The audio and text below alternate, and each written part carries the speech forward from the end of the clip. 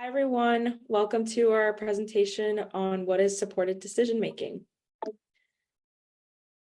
So firstly, we want to welcome you all. We are 3 students, Skylar Peck, Luke Ranawaki, and Rochelle Chippy. We're all students of Yale and members of the Yale Undergraduate Legal Aid Association. And we have made this presentation in collaboration and under the advice of the Connecticut Parent Advocacy Center. Oops. Before we get into the details of our main topic of supported decision-making, we would like to discuss 2 practices that may sound more familiar to a lot of people, which are guardianship and conservatorship. So when someone turns 18 and becomes a legal adult, their parents or guardians are no longer their decision makers because legal adults have the right to make decisions for themselves.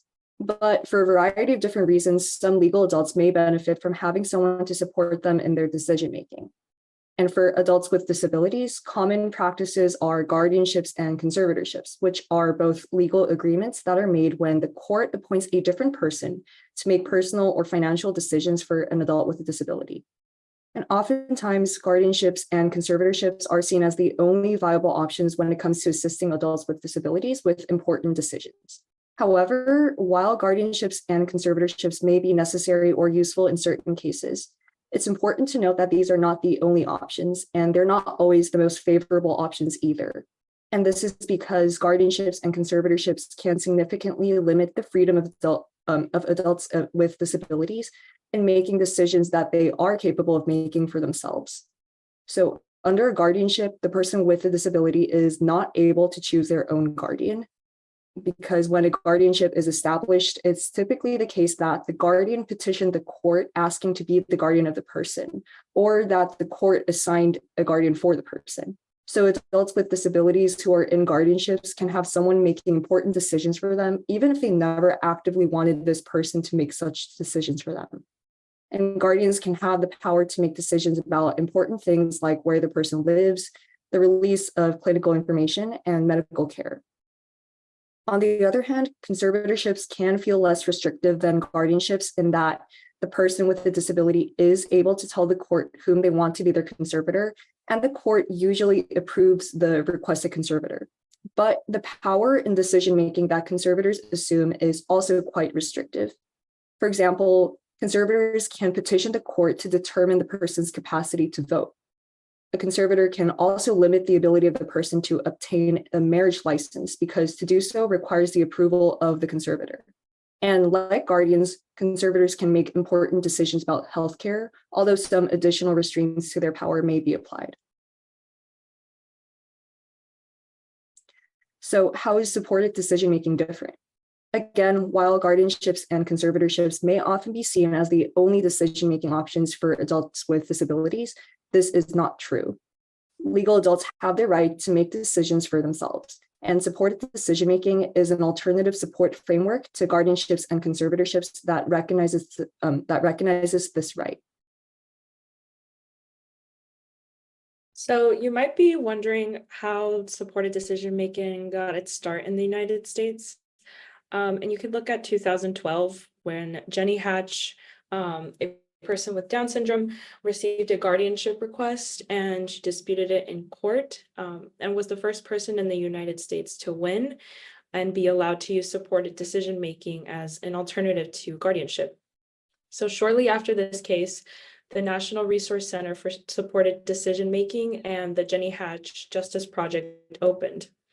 The National Resource Center tracks state changes in legislation. So as of June 2023, 28 states have passed legislation that in some way acknowledge supported decision-making. Since then, even more states have joined, including Connecticut. Is supported decision-making currently a legal option in Connecticut? So as of July 2023, the state of Connecticut Congress passed a bill that required the State Department of Education to provide resources for students between the ages of 14 and 18, so approaching legal adulthood, and their parents and guardians about supported decision-making. So while the state of Connecticut has not yet passed legislation to explain how residents of Connecticut could opt for a supported decision-making framework, once a person with disabilities has reached the age of 18, their recognition of it is a major step towards achieving that goal someday. Not allowing individuals to make their own choices is not only unlawful, but can also be hurtful. There is strong evidence that the right of self-determination is in and of itself an important factor in the happiness and quality of life of people with disabilities. Allowing individuals to make their own decisions promotes self-sufficiency and allows for the development of skills necessary for independence, which are directly linked to better results in employment, health, financial independence, and independent living. However, this is not to say, next slide. However, this is not to say that any of us must make decisions without advice or guidance. A proper support system is necessary for all of us. This diagram is meant to show some of the areas one might need support in and who someone might ask for help. For example, if I was having social problems, I might talk to my friends, my family, or my therapist. Or if there was a legal issue, I might talk to legal advocates, lawyers, or organizations such as CPAC. None of us are alone. Supported decision-making is a tool designed to make sure everyone is able to get the help they want while making sure the individual's own terms and needs are followed. Now that we're more familiar with the concept and benefits of supported decision-making, we'll discuss the process of entering a supported decision-making agreement. And what you see on this slide is a guide made by the Supported Decision-Making Coalition of Connecticut, and it outlines 4 main steps. So first, once you have decided that supported decision-making is a tool that you want to use, you begin your process by choosing your supporters. A lot of people around you are available to be your supporters. Think about people you trust and ask them to be your supporters. Your supporters can be your family members, but they don't have to be. They can also be friends or professionals like doctors or teachers. It's important to keep in mind that you can have as many or as few supporters as you want, and it's okay to have different people supporting you in different areas.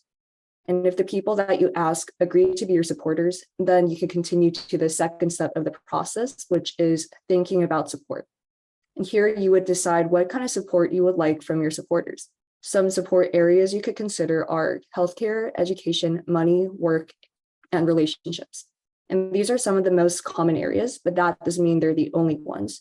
And you can brainstorm other areas of support that are more specific to your personal wants and needs too.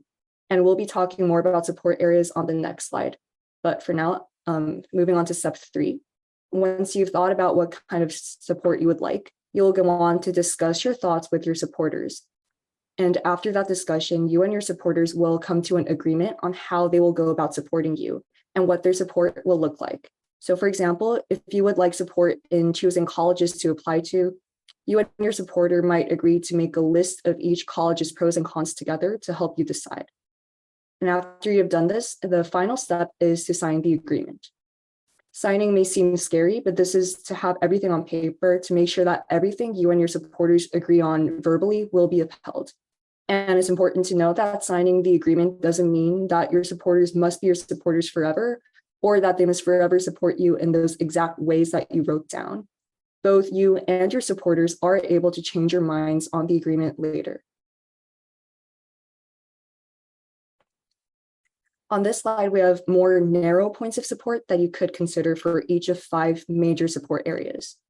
And you don't have to want support in all of the narrow areas in the bullet points, and you can definitely have different amounts or levels of support in different areas. So for example, it's okay to have a lot of support in one aspect of the work support area, like applying for jobs, and at the same time, very little or none in another, like choosing the job you want.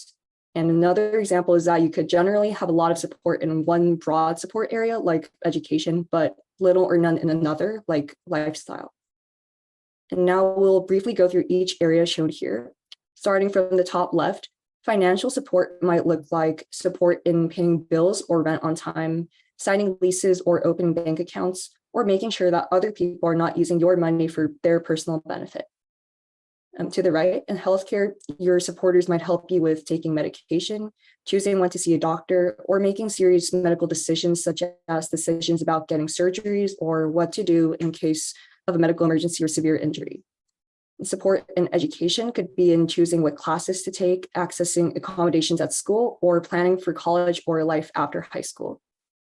Support in work could look somewhat similar to education, where your supporters could help you decide what jobs you want or help you access accommodations at work, but they could also support you in things like applying for jobs or understanding workplace policies.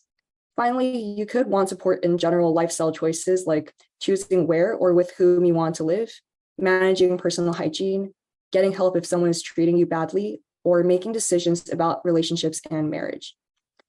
And again, we would like to emphasize this is by no means a full list of the types of support your supporters could offer you, but hopefully it gets the idea across of what support in different areas could look like. And you can use this slide as a sort of template to brainstorm specific support for other areas too. So for example, maybe another broad area in which you would like support is technology.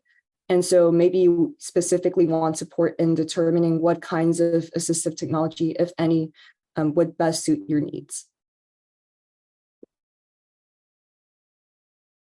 Supported decision-making is a framework that encompasses many different tools to provide support for individuals with disabilities. From more rigid legal documents, such as the HIPAA release form or power of attorney, to more personal and flexible agreements, supported decision-making varies in how legally strict the agreement can be. However, it is important to always remember that no matter what kind of assistance is provided, supported decision-making must be voluntary and wanted by the individual in question. If you enter a supported decision-making agreement, you are always allowed to end it whenever you would like to. So now it would be a good time for parents and families of minors with disabilities to consider what they can do to support and prepare their family member to enter a supported decision-making agreement. So firstly, know that unless a minor with a disability enters a guardianship or conservatorship, they will be recognized as a legal adult once they turn 18 years old. So entering a supported decision-making agreement can be an alternative option. Second, they should provide opportunities for the minor to practice making their own decisions in preparation for supported decision-making becoming a possible pathway for them once they do turn 18 years of age. And last, be open to considering all the options to help make the right decision for your child or family member. And that includes support decision-making. So lastly, please feel free to check out the sources we used in preparation for this presentation. But that is the end of it. Thank you so much. Thank you.